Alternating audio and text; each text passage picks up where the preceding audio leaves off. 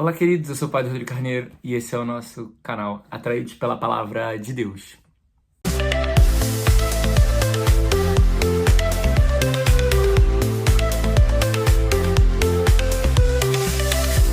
Bem, então seja muito bem-vindo você que está chegando pela primeira vez aqui no nosso canal, muito bem-vindo você que já é um atraído pela Palavra de Deus. Sejam todos muito bem-vindos. Que a Palavra de Deus seja o sustento, né? Continue sendo sustento para cada um de nós, principalmente hoje, domingo, dia do Senhor. E o terceiro domingo do Advento, ele é chamado de Domingo da Alegria, o Domingo do Róseo, né, mais rosado, Domingo da Alegria, também chamado Domingo Gaudete, que é uma palavra latina que significa alegria, mas ainda uma alegria contida, né, uma alegria ainda não em tão grande proporção quanto a gente vai experimentar na Quaresma, que é o Domingo Letare, que é a alegria mais perfeita, que é a alegria maior. Mas já é uma alegria. Por que alegria? Porque já estamos nos aproximando do mistério da nossa salvação. Nessa semana, a gente já começa, então, a preparação próxima, né, para o Natal. Aqui é interessante que, na verdade, mas por tradição mais venezuelana. Mas aqui eles começam no dia 16 a novena de Natal. A novena de Natal que a gente costuma fazer, né, em famílias e tudo, nas casas, que começa logo no início do Advento, eles costumam fazer uma novena para o Natal, para a Navidad, né? Mais específica. Então, nessa semana é uma alegria por quê? Porque a gente começa a preparação próxima para o Natal, para celebrar o mistério da encarnação. Por quê? É uma alegria da salvação, mas não a salvação concretizada e na plenitude, mas o início do processo da nossa salvação.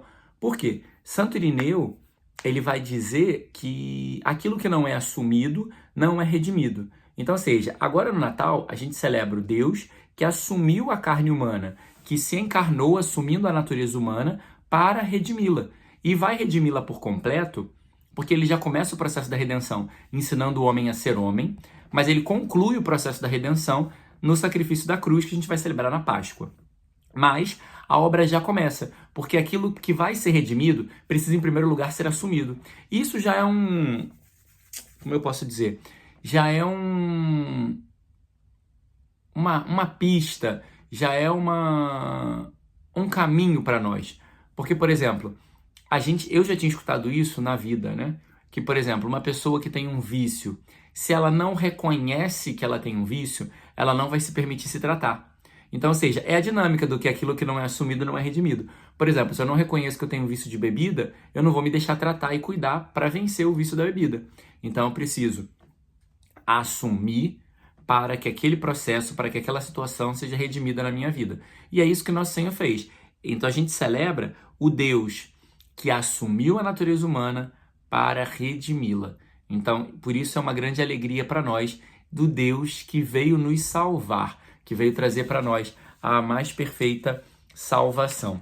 Quando a gente olha a primeira leitura de hoje ela começa com regozijem-se o deserto, depois alegrem-se, rejubile, né? Cantos de júbilo, alegria e alegria no final. Então, ou seja, vai falar o tempo inteiro nessa leitura da alegria mais perfeita. Por quê? Porque a gente está acostumado com as alegrias humanas, que na verdade a gente pode chamar de euforia, né? Euforia, que é uma alegria humana. Quando eu recebo uma notícia boa, por exemplo, fui aprovado no vestibular, consegui passar num processo seletivo para um emprego, isso me traz uma euforia. Mas isso passa. Por quê? Eu fico muito feliz que eu fui aprovado no vestibular, mas depois começam as provas da faculdade, começa a ter que acordar cedo. O trabalho também. Fico muito feliz que fui aprovado, passei na entrevista e vou começar um trabalho. Mas depois acordar cedo, ganhar pouco, passar por dificuldades, as situações da vida vão me desanimando. E aquela alegria já não é mais a mesma. Porque, na verdade, isso é euforia. Porque a euforia passa. A mesma coisa, a euforia que dá quando eu bebo, a euforia que dá as drogas, a euforia que dá, às vezes, os prazeres da vida. Eles dão prazer, dão uma sensação, porque liberam hormônios no nosso cérebro, nos dão essa euforia, mas depois esses hormônios passam, então isso passa. Mas a alegria que o Senhor está prometendo é uma alegria perene. Por quê? Porque a alegria do Senhor, ela está em coisas concretas que não passam. Então, ou seja, a alegria do Senhor está na salvação, não está em algo que vai passar. Eu alcancei de Deus a salvação. Eu alcancei de Deus a abertura da porta do céu. E ela está aberta para mim. Isso não vai mudar. Eu posso escolher não ir para lá. Eu posso fazer um caminho diferente de chegar lá. Mas eu tenho a alegria de que a porta está aberta. E essa porta não vai fechar. Então, isso é uma alegria verdadeira. É uma alegria perene. É uma alegria que não passa. Jesus morreu por mim. Isso não vai mudar. Nada vai mudar o sacrifício redentor de Jesus por mim. Então isso é uma alegria de verdade. Quando não muda, quando não passa, quando permanece, quando se perpetua, isso é uma alegria verdadeira. E é essa alegria que esse domingo quer convidar cada um de nós a compreendermos que as coisas humanas elas vão passar. E se nós estamos pegados a ela, nós vamos nos entristecer. Agora, se a nossa alegria está em Deus e Ele não muda e não passa, eu nunca vou deixar de ser feliz e nunca vou deixar de me alegrar. A segunda leitura vai chamar a nossa atenção que também nesse processo eu preciso ter paciência e esperar. Ter paciência e esperar por quê? Porque o Senhor alcançou a salvação para cada um de nós. A salvação já está liberada e disponível. Mas a gente não vai entrar na salvação agora. Então a gente precisa ter paciência e esperar para viver cada momento, viver cada tempo, viver as provas, viver as lutas, passar pelo que tem que passar, esperar às vezes hoje uma resposta, esperar às vezes, e Deus ajude, né? Eu tenho rezado tanto para que pessoas que têm processos e situações aí que estão pendentes, para que se resolvam, né? Para que a vida ande, né? Para que as coisas se resolvam, em nome de Jesus. Mas a gente tem que esperar, porque tem que esperar a resposta, tem que esperar o tempo, tem que esperar os processos correrem, as coisas acontecerem, tem que esperar. A vida é feita de espera, né? E a gente precisa ter paciência e esperar. A gente não pode querer ultrapassar e queimar etapas, a gente não pode querer resolver da nossa maneira, resolver com as próprias mãos. Tem que esperar o processo acontecer, se desenvolver e se realizar na nossa vida. Também nós vamos ver no Evangelho que me chamou a atenção, assim, eu sempre ficava intrigado com esse Evangelho, e hoje me deu um estalo esse Evangelho. João vai mandar os seus discípulos irem perguntar para Jesus se ele é o Messias, o que todos esperavam, ou tem que esperar outro. Que coisa engraçada, não? João Batista era primo de Jesus. Já tinha escutado muitas vezes em casa a sua mãe falar do evento da visitação. Conviveu um pouco com Jesus quando eram pequenos. Ele já tinha batizado Jesus, porque no texto ele está preso. Então ele já tinha batizado Jesus. Já tinha visto o Espírito descer como uma pomba. Por que ele manda os discípulos irem perguntar?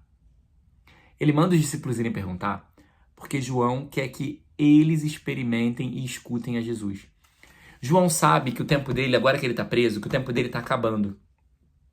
Então ele, como um homem desapegado e livre, já quer passar os seus discípulos para Jesus. Já quer que os seus discípulos conheçam o Messias. Por isso eles mandam os discípulos ir a Jesus. E aí, em contrapartida, Jesus vai dizer para eles, para que contem a João que os cegos estão vendo, que os coxos estão andando, que os surdos estão ouvindo. Por quê? Os discípulos e todo judeu piedoso conhecia a Torá. Na Torá tem o livro de Isaías, que diz que quando o Messias vier, todos esses sinais vão acontecer. Os cegos vão ver, os surdos vão falar, os coxos vão andar. Então, Jesus está confirmando quem ele é, confirmando que os sinais dos Messias estão se cumprindo e realizando nele. Então, aqueles discípulos que João mandou a eles, agora estão conhecendo a Jesus e vão com ele permanecer. Olha que bonito. João está completando a sua missão. Ele preparou o caminho, formou as pessoas para conhecer Jesus e agora ele está mandando elas irem até Jesus. Ele está enviando elas a Jesus. Essa é a verdadeira missão de todo cristão. Apresentar Jesus e mandar pessoas para ele. A gente não tem que atrair pessoas para nós, a gente não tem que acumular pessoas, a gente não tem que ficar querendo que pessoas estejam presas a nós. A gente precisa apresentar as pessoas a Jesus. Essa precisa ser a dinâmica. Apresentar pessoas a Jesus. Fazer Jesus mais conhecido. Fazer com que as pessoas não só o conheçam, porque João já tinha apresentado, mas não só o conheçam, mas que as pessoas também experimentem dele. Porque quando ele manda os discípulos ir perguntar a ele está mandando os discípulos, enviando os discípulos para experimentarem de Jesus. E Jesus, muito esperto, fala da palavra, porque um judeu tem muita consciência da palavra. Então, se eles veem que a palavra está se cumprindo naquele homem, eles vão acreditar que aquele homem é a verdade e é o Messias. Então, João manda aqueles homens para experimentarem Jesus, para experimentarem da presença de Jesus. E aí, nós vamos ver também que depois, Jesus, em contrapartida, vai exaltar também João Batista, né? Vai falar que ele é o maior entre os nascidos de mulher, que o maior no reino dos céus, o menor entre os homens é o maior no reino dos céus, para exaltar a principal das virtudes cristãs, que é a humildade.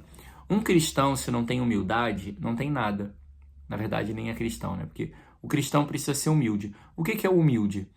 É que não quer nada para si, não confia em si mesmo, não acredita nas suas próprias forças, mas em tudo acredita e confia em Deus.